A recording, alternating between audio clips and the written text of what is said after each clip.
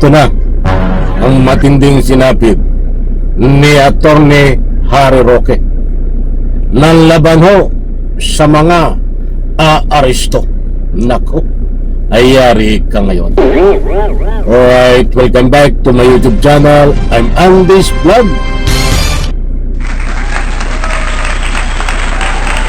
Mga kaibigan, mainit-init pa.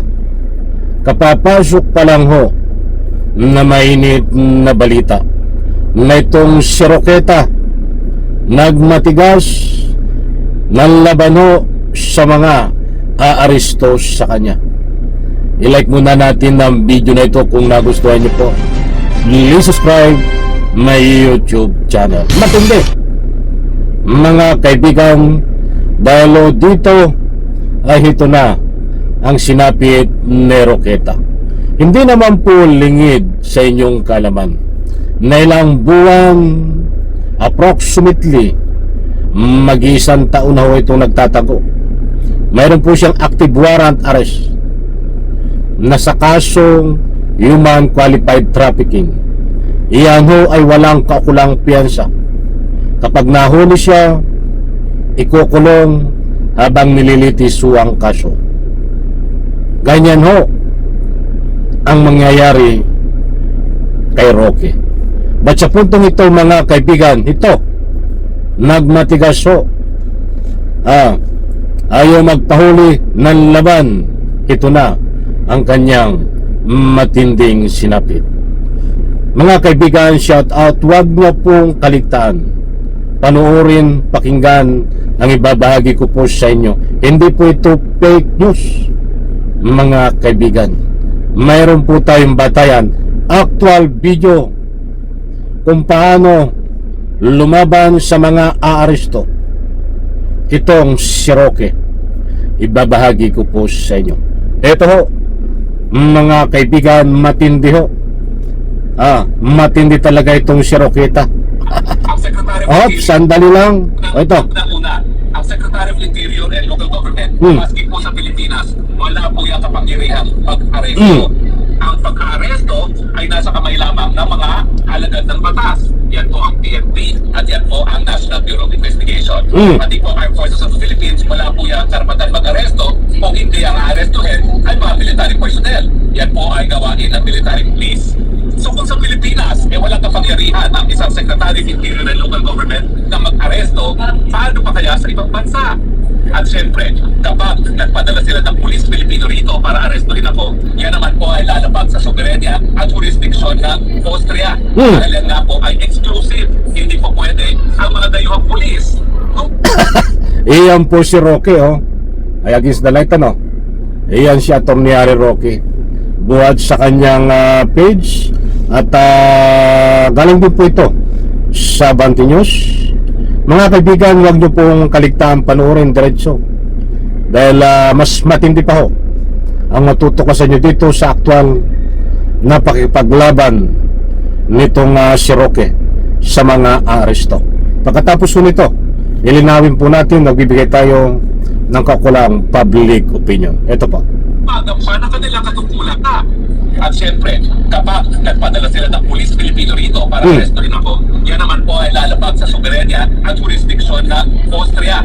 Dahil yan nga po ay exclusive. Hindi po pwede ang mga dayuhang pulis gumagampan ng kanilang katungkulan sa labas ng Pilipinas.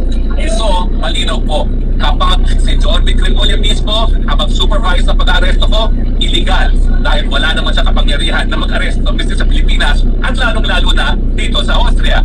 Pangalawa, kung mga pulis Pilipino ang aresto sa akin, illegal. Yan po ay paglabag sa soberenya at jurisdiction ng Austria. Pangatlo, kapag sapilitan nila akong inaresto at isilakay sa eroplano, yan po ay kidnapping.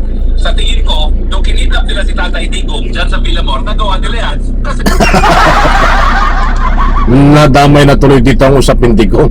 Ang usapin na ikaw, Roque, sige, lumabang ka pa. Tingnan po natin kung diretso po ang paglaban ito eh. Ito, sila nakaposisyon. Hindi po nila magagawa dito yan sa Austria dahil hindi naman nila kontrolado ang airport. Hihingin at hihingin ang aking passport, ang aking travel documents bago ko masapilita ang sakay ng aeroplano. At sa tingin ko, hindi naman nila itatangkayan dito sa Austria dahil napakakapal naman nila kung sa tingin nila na yung ginawa nilang korte kaya nilang gawin dito sa Europe. So sa tingin ko, imposible. Pero pag sila po'y nagtangka, asahan niyo po, alam po ang aking karapatan. Kidnapping po yan. At kapag sila ay nagtangka, na-arestuhin ako sa pamamagitan ng mandamiento de arresto na inisyo sa Korte ng Pilipinas, gamitin mga Pilipinong pulis o si John Victor mismo, yan po ay labag sa batas Austria, yan po ay kidnapping. So aking libreng legal advice kay Secretary Remulla. Kung ayaw mong ikaw ang mapahuli ko, huwag mo kong arestuhin dito sa Austria. Ganun pa man, inaantay kita rito sa Austria. Magkita tayo. Naghamon pa eh. Mga kaibigan, yan po si Roque na nagpalabas po ng kanyang paglaban sa mga aresto po sa kanya. Hindi ko na po isa-isahin. Napanood nyo po at napakinggan ang pahayag po nitong si Roque buhat doon sa ibang bansa na kanyang pinagtataguan. Dahil panado ho, may plano ang DILG na kapag lumabas ho ang red notice sa Interpol nito, ay aarestuhin po doon anytime ng ating mga kinaukulan kasama ang Interpol. Subalit ang pahayag naman ni Roque ay ayaw siyang magpaaresto, hindi siya magpapaaresto at nanlalaban, mga kaibigan. Maraming uri ho ng nanlalaban. Katulad doon ang pinakita na galawan ni Roque. Nanlalaban ho siya sa pamamagitan ng anumang paraan. Kaya't marami po ang meaning ng nanlalaban. Baka po kayo ma-misinterpret. Hindi po nanlaban ng anumang komisyon, mga kaibigan. Ay baka malay mo, baka ito sa aktwal na pag-aresto sa kanya ay baka manlaban na ng tuluyan. But ang panlalaban niya po ngayon ay sa pamamagitan kung ano ang dapat niyang gawin. Hindi nga siya magpapaaresto at nagbanta nga siya na nalalaban siya sa pamamagitan na kapag siya ay kinuha ni John B. Remulla, ididimanda niya ng kidnapping. Abangan po natin, mga mahal kong taga-subaybay, dahil ngayon po ay araw ng linggo. Wala pa pong pahayag ang DILG Secretary. Hinahamon ho ang ating DILG Secretary. Hinihintay ho doon. Titingnan po natin kung pupuntahan ito ni John B. Remulla. Kaya't kabang-abang, mga kaibigan. Hanggang ngayon po, hinihintay pa ang red notice para legal na maaresto na galing sa Interpol. Interpol po ang uhuli at siyempre with coordination ng mga kapulisan. Abangan po natin at kabang-abang yan, mga kaibigan. Isang like, isang share sa video nito.